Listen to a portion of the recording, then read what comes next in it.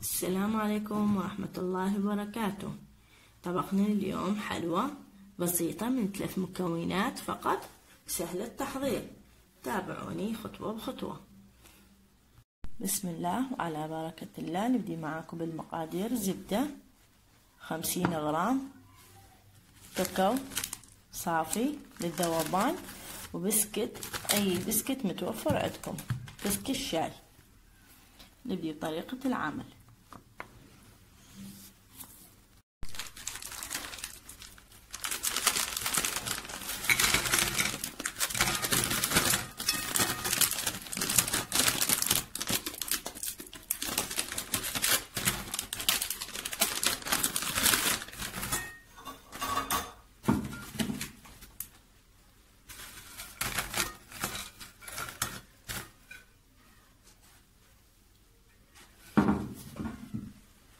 نكسر البسكت ناعم، تقدرون حاولوا تكسرونه، بس لا بالطاحونة تستعملوا ايدكم.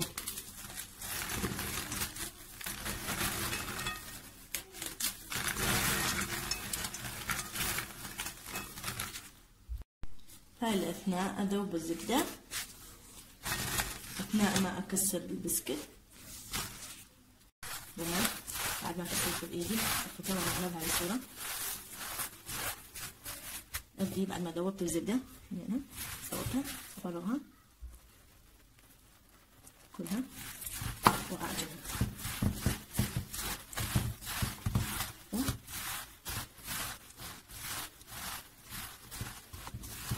أعجنها بسرعة نعجنها. إذا قياس نفس تاخذونها، لا تصير ماوية ولا تصير قوية. هاي الطريقة بسرعة تنعجن، تشكل عندنا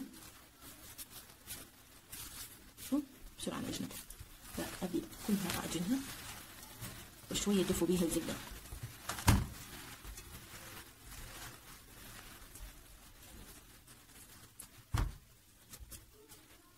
أذوب الكاكاو، العفو، أذوب الكاكاو على حمام مائي وأرجع. بنات أعجنها العجينة زين.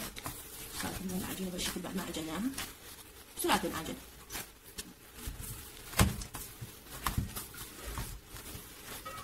أبي أشكلها دوائر أو مربعات بكيفكم. أنا أشكلها شكلين، دائرة ومربعات. شكلها على هذا الشكل.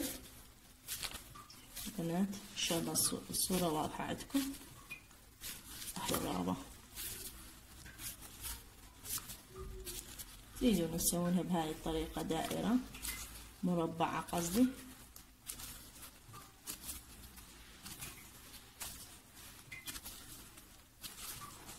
بدون شكلها دائرة. أنا شوفوا هذا شكلها، أشكلها كلهن وأرجع.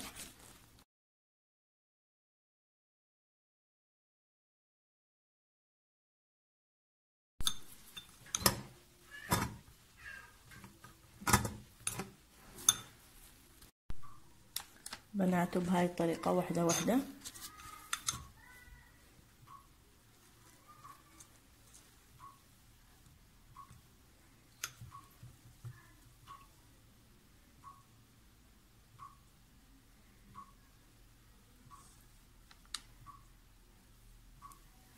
نفس الشيء.